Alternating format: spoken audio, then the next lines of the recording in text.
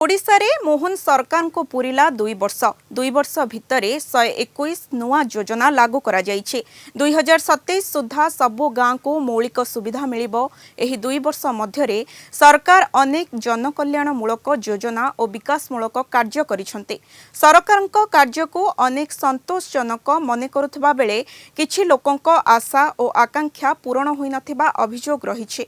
बेकारी समस्या, शिल्पायन, प्रवासी ओडियांक कल्याण एवं सामाजिक सुरक्षा परि प्रसंगरे अनेकंक मनरे एबे भी प्रश्न रहिछे।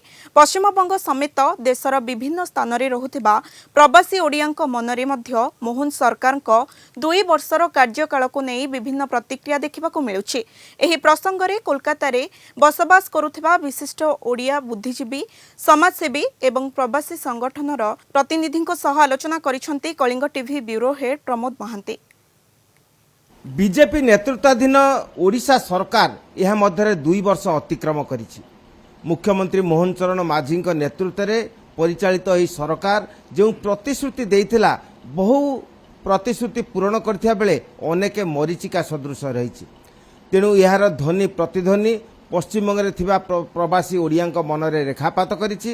तेणु सेतिपई आज उपस्थित अछंती ओडिया बुद्धिजीवी माने। आमे पचारिबा ए 24 मास भितर ओडिशा रे को जगार उन्नति हेइछि आ को जगार उन्नति हेइनी का जनसाधारण मन जानुचंती एवं देखुचंती मध्य। कृषि क्षेत्र रे हो बा वाणिज्य क्षेत्र रे हो बा परिवहन क्षेत्र रे हो बा पर्यटन क्षेत्र रे हो ये सब जगार मध्य ओडिशा वर्तमान बहुत अवनति करिछि। एई 24 मास भितर कृषक मानकर जो चाष धान एबे भी मंडी भितर को जाई पारु नाही, रास्ता रे पड़ी रही। कृषक माने आंदोलन करचंती। अच्छा ये भत्ता जो बार्धक्य भत्ता थिला बा आउ जो भत्ता थिला आज रे मध्य लोक माने वंचित होइचंती। एवं तो ग्रामांचल को जो पानीय जल ठीक भाव में परिवहन करा जाई पारे नाही, सेतिपा भी लोक हैरान होउचंती। 2 वर्ष मध्यरे आमे देखिचु जे ओडिशा उत्कर्ष ओडिशा माध्यम रे बा विभिन्न प्रकार नेगोसिएशन माध्यम रे आजिका दिन में 16,63,000 कोटी टंकार विनियोग आनी पारिछि।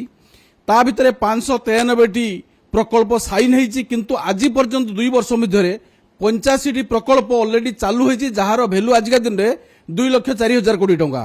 तेणु आमको देखा पड़ो ता भितरे अदानी तार काम स्टार्ट करने जाऊँगी, जेएसडब्ल्यू काम स्टार्ट करने जाऊँगी, इंडियन ऑयल काम स्टार्ट करने जाऊँगी। तेणु जो गोटे महल क्रिएट होइछि जे शिल्पायन सेटा देखुचे आम रूपरेख निश्चिंत भाव में, किंतु एथरे टाइम भी लगे और रूपरेख ठीक भाव में जाऊँगी।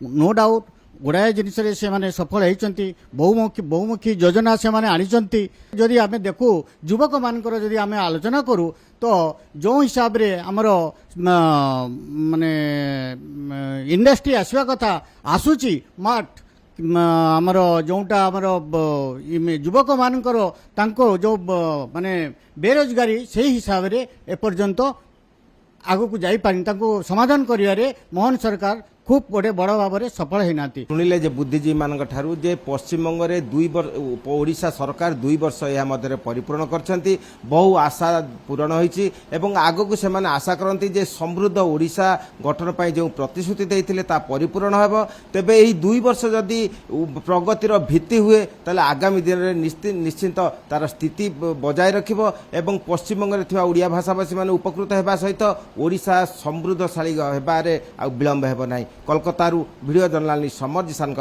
प्रमोद महांती, कलिंग टीवी।